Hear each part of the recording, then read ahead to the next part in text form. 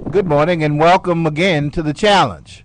We have in our studio with us the distinguished Dr. Fred McKinney. I've known Fred for quite some time. Fred is a tireless worker and advocate for those who are disenfranchised and those who are looking for opportunity, and for those who are trying to participate in this economy and in this great largesse that we have here in America. Welcome, Dr. Fred, to all of our guests. Good to have you this morning. Well, Russell, thank you for having me. It's a pleasure being on the show this morning. Great. Dr. Fred, we first want to get your quick and dirty assessment, if you will, of this thing that's called the Capital Homestead Act. I know we talked just a little bit about sort of the foundation and some of the fundamentals that we talk about here on the show. And the Capital Homestead Act is just that. It's a way that we believe for every citizen to participate in this economy.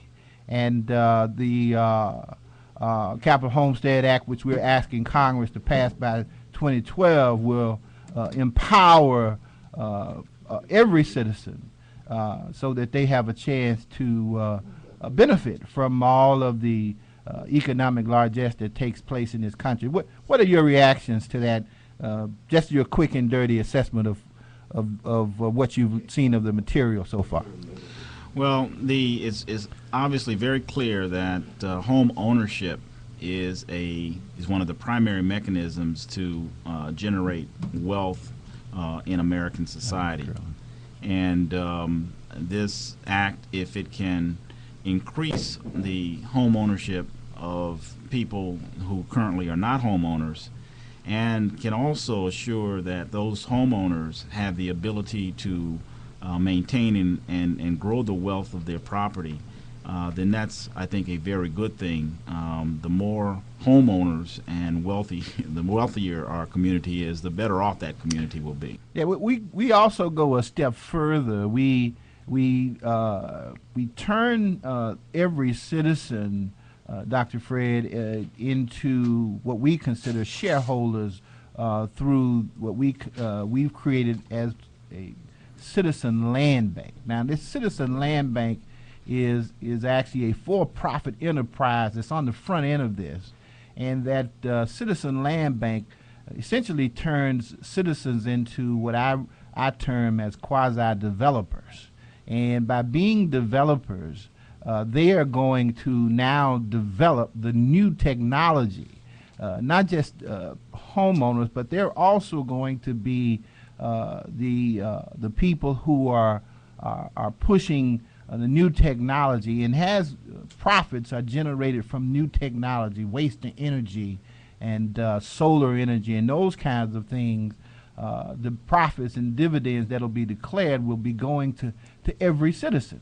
Now we go for our financing directly to the Federal Reserve, and that's why we call it the Capital Homestead Act. The Capital Homestead Act simply refers to Lincoln's Homestead Act, and where Lincoln was developing the frontier, we are now calling it the Capital Homestead Act. 150 years later, by the way, 2012, we will be getting our financing to do this development directly from the Federal Reserve. Of course, with certain tax provisions taking place, certain tax tweaking necessary in order for all of us to benefit.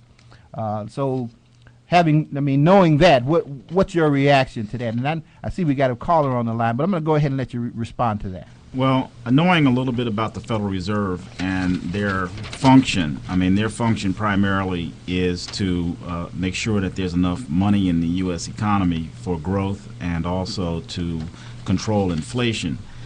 This would be a step away from their traditional mission if you could get them to fund it. Now, without question, the resources are there at the Federal Reserve. I think the challenge that this initiative is going to have, quite frankly, is convincing the Federal Reserve that they want to be in that type of business. And so that's where your challenge is going to be. And also, as you know, the Federal Reserve is a quasi-independent agency of the federal government. governed by board of governors who are appointed by the president and approved by Congress.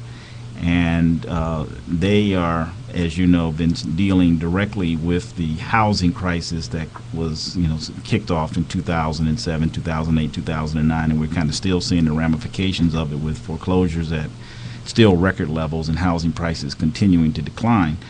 I think your chances of being successful with this are going to be enhanced if you can show that this program would have some ability to, one, take some of the vacant and foreclosed housing off the market and put those in the hands of people who can occupy those homes and live there, as well as develop those neighborhoods. But I think that would be the key to getting their attention, is that they're going to be interested primarily in some fixing of the housing crisis that we've had the last 3 years. I would agree with that. We've got a caller on the line. Caller, come in. Caller, you're on the air. Go ahead. This sounds like Norm Kurland. Norm? Okay, good morning, Russell. Good morning. As I'm listening to Dr. Fred, I'm thinking of what is the Federal Reserve but a creature of the law. It doesn't exist except for the Federal Reserve Act of 1913. There are several points that Dr. Fred made as an economist, a learned economist, and while the Federal Reserve is a quasi-independent entity, it was created by Congress. It is a creature of the law, and as such, the law can be changed. But back in 1913, when the Federal Reserve Act was passed, one of the basic purposes under Section 13, Paragraph 2 of the Federal Reserve Act was to make sure that you would, if there wasn't sufficient savings in the system to finance real growth of productive enterprises, agriculture, industry, and commerce, that the Federal Reserve could what's called monetize the commercial bank loans, so that in fact there would never be a restraint on the productive capacity of each of the 12 regions. Now, they moved out of that as they went into the First World War. Instead of having private sector productive assets behind the currency, they turned to financing government debt. We've been on that since the First World War. And now the debt is made up not only of government paper, the incredible deficits that are taking place every year, but they also recently, since the financial crisis, they monetized toxic mortgages. That is, loans that were made that could not be paid.